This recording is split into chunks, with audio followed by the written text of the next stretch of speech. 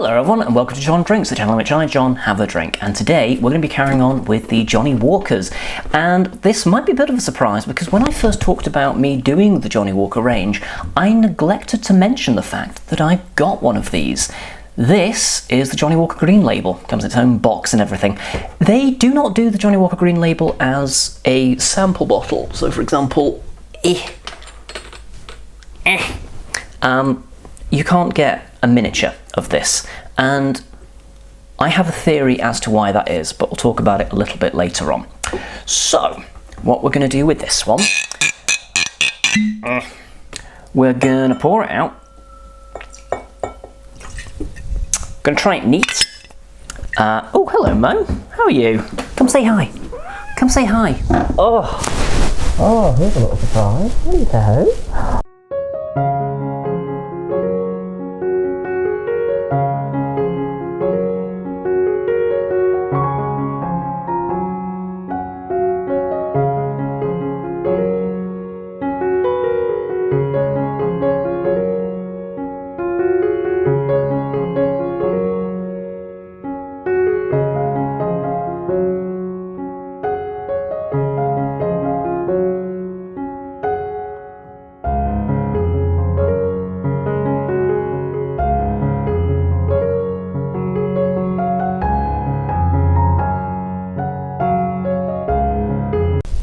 Hello.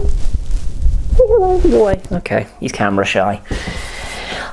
Okay, so this is sort of the black horse of the Johnnie Walker range because it's not a blended whiskey, it's a blended malt, and that's a really confusing term. They used to be called vatted malts. I think you could also used to be able to call them pure malts, which again were sort of confusing in their own right.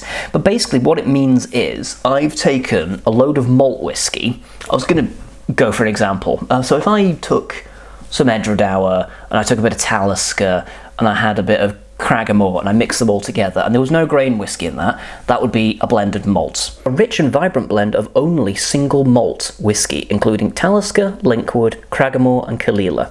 So the idea I think is that it's kind of taken from the four main regions. There are five, but and it says on the back, it describes itself as the malts blend, and the full blurb, which we don't normally get with these because I only have the miniatures. Johnnie Walker Green Label is a rich, vibrant and balanced blend created using only single malt whiskies matured for at least 15 years in European or American oak. Blended together, these whiskies open up a greater depth and a wider range of flavours than is possible with one single malt whiskey alone. Each of the single malt whiskies in Johnnie Walker Green Label has its own distinctive character, so the challenge was to create a blend of great depth and complexity without losing the individuality of the malts. Not an easy task. To produce these beautifully balanced flavours, we've brought together whiskies from the four corners of Scotland: classic Speyside, Highland, Lowland and Island single malts. This is a naturally intense blend with a distinctive smokiness. I suggest you enjoy its great flavours, neat or over ice and in good company. Well, can't do that last one at the minute, so hey-ho. Interesting thing to note with this one as well is that this is the only one of the Johnnie Walker colours range that is 43%. Rather than 40%, so you get a bit more whiskey for your money as well, which is nice. Not too much more, but a bit more. It's not as far as like an integrity bottling or anything, but you know, it just gives a little bit more to work with, which is nice.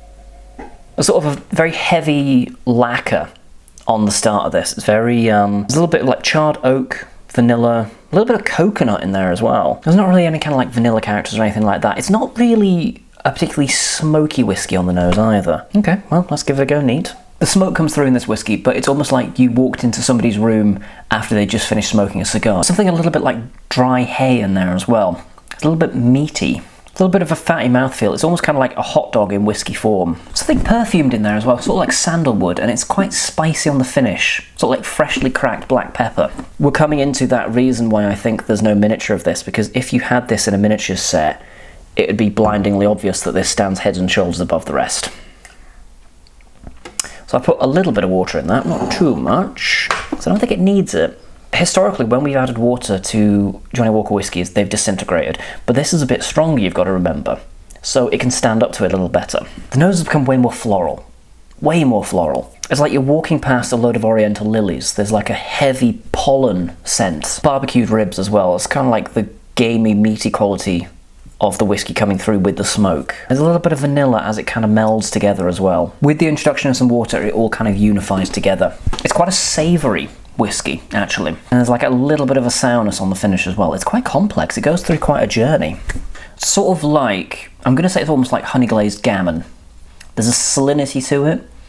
That kind of strange meaty quality is still there. It's not an unpleasant meaty quality, it's what I'm detecting from it. And there is like a little bit of a sweetness, but it's not saccharine or over the top or super sweet. It's just like something that's kind of glazing over the character of the whiskey itself. There's something fruity in there as well. I'm trying to like pin down the fruit. Pears. Yeah, like conference pears, something like quite a crisp pear, not one of the ones that would just kind of fall to mush the second you go anywhere near them. As you dilute it down, the sweetness gets stronger. So you can control this whiskey. So it means that if you like how it is out the bottle, you're fine. If you need it to be a touch sweeter, add a little bit of water to it, and that's the character that will start to come through. The neck fill on these bottles are usually a good indicator before they get reviewed as to how we've been finding a whiskey. I love the Green Label. I have tried it at tastings in the past, and it's always just kind of stood head and shoulders above the rest. I don't want to say that we've peaked, but without wanting to give too much away, we sort of peaked. It kind of boggles the mind that they took it off the market for a while. I'm glad they brought it back. But here's the thing. I've been watching some videos of other people talking about the Green Label, and Ralphie, one of the more prolific whiskey YouTubers out there, has done 2 versions of the Green Label. He's done the one before it got pulled off the market, and he's done the one once it came back. And the more recent one, he said he would bet, I think it was a bottle of whiskey, that if there was a side-by-side comparison of the old one to the new one, the old one would be leagues better than the new one. Unfortunately, the problem with that is that the old one's no longer available, and you can't find it anywhere. Except I did. So next episode, surprise, we're still going to be talking about the Green Label, but we're going to be doing a side-by-side comparison of the old bottling to the new bottling, and we're going to be putting that one to bed and finding out which one is better. So excited to try this. Thank you very much for watching. Please do subscribe if you're looking forward to finding out which of these 2 ends up winning. Thumb the video if you've enjoyed this, if you found it informative, if you found it different, or just because you're feeling generous today. And also, if you feel like financially supporting the channel, then there'll be links to my Patreon down below. We started getting the ball rolling on some exclusives, particularly for the £5 tier, where you can ask me questions and get exclusive videos and access to polls and all that fun stuff. And there'll be more information coming up about that soon. For now though, thank you very much for joining me, and please do join me next time where I'll be drinking something else.